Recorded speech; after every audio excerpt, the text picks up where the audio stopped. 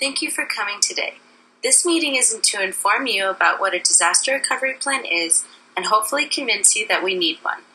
We are a quickly growing firm that started in 2001, and we are lucky enough to have two offices, one in New York and one in Texas. Our lawyers practice everything from arbitration to white-collar criminal defense. We also work on an international platform. All of these put us at risk not only for natural disasters, but cyber disasters as well. A disaster recovery plan is critical for our firm to keep our practice going after a disaster. A disaster recovery plan is a plan that is created by a team of employees to help the firm recover from a disaster as quickly and cost-effectively as possible. The plan will show exactly which staff members should be involved in the planning process, as well as their roles in the disaster team. It will also contain a risk assessment and the firm's chosen data storage method and recovery site options. These are things the disaster team will plan and decide on and then detail out in the document.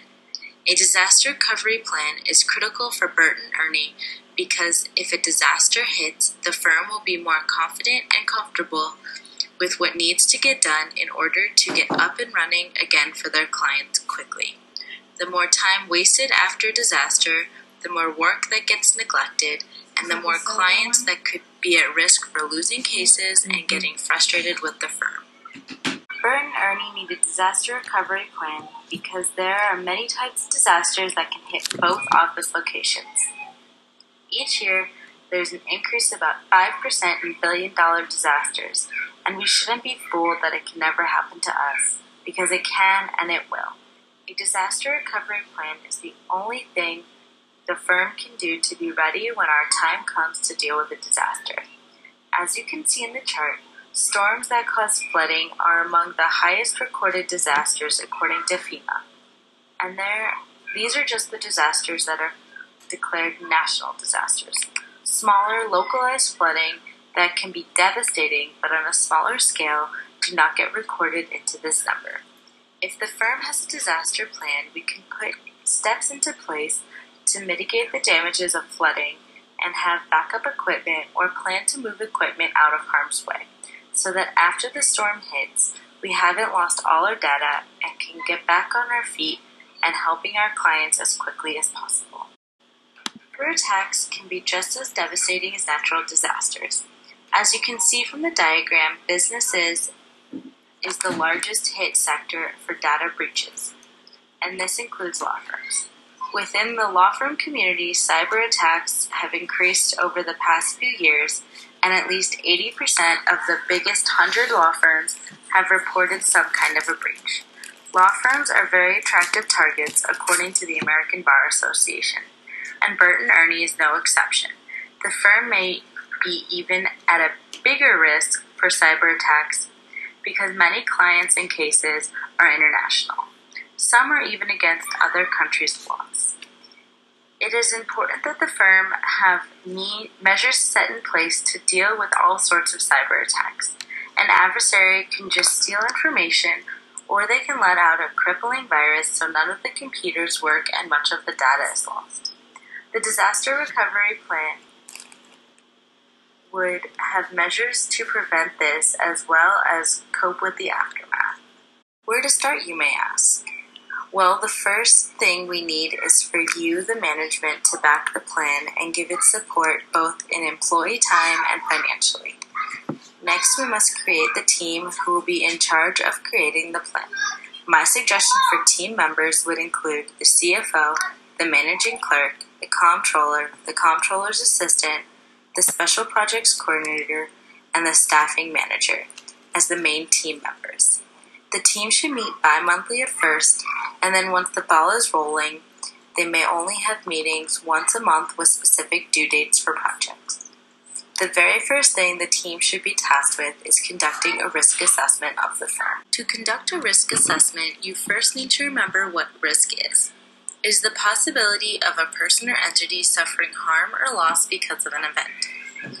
With this definition in mind, there are a few types of risk assessment methods that will work for the firm. First is the disaster-based risk assessment.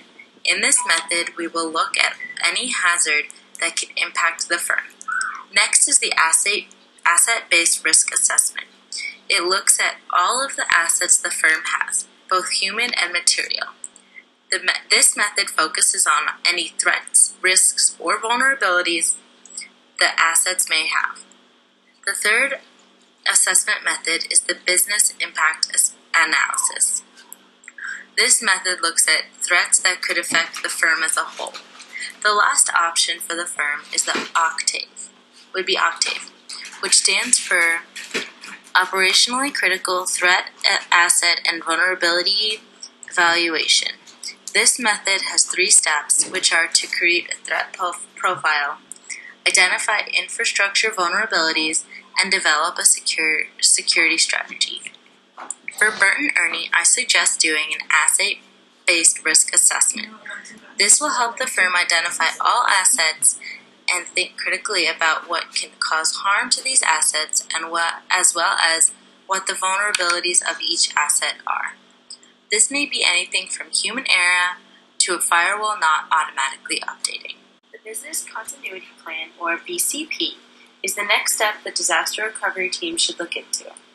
This is the portion of the plan that looks at the prevention and mitigation of hazards.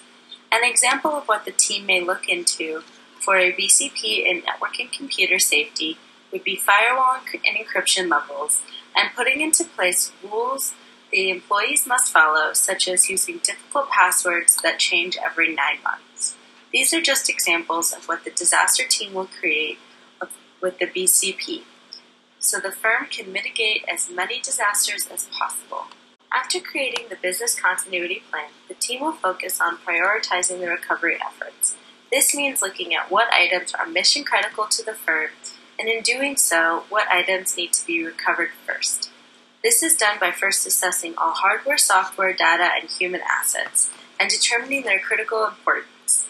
One of the best ways to create a structure for prioritizing recovery is by using the tier system. As you can see from the table, it consists of 3 tiers. The first tier are mission-critical items that need to be recovered as quickly as possible. The second tier are things that are critical but can wait a few more hours or days. And the third tier are items and processes that can wait a few weeks or more. Once the team has identified which items are mission-critical, the next thing is to identify how and when to back up and where to store the data. There are a few options for data storage, but the best option for the firm would be to use the cloud or other online secure source or external drive. They each have their drawbacks, but the best option at the moment because of access and safety. The next question should be how often to back up your data. The best of the best option is to back up daily so the least amount of information can possibly be lost. It must be done after hours, and I know the firm has clients in many different time zones, so finding a time that systems can be down may be difficult, so the next best option is to back up weekly. Now we need to think about where to store the data. Again, the firm has a few options. First being on-site storage. This only has one advantage, which is quick recovery of accidentally lost items in normal circumstances, but one major disadvantage of being destroyed alongside the original data if a disaster were to occur. The firm is lucky in the sense that it has 2 offices in different cities. One office can be used as a backup for the other office. However, having a second backup location nearby might prove useful. A backup site isn't just for storing data. It can also be used as a secondary location to set up shop if a disaster were to destroy the office or make it inaccessible.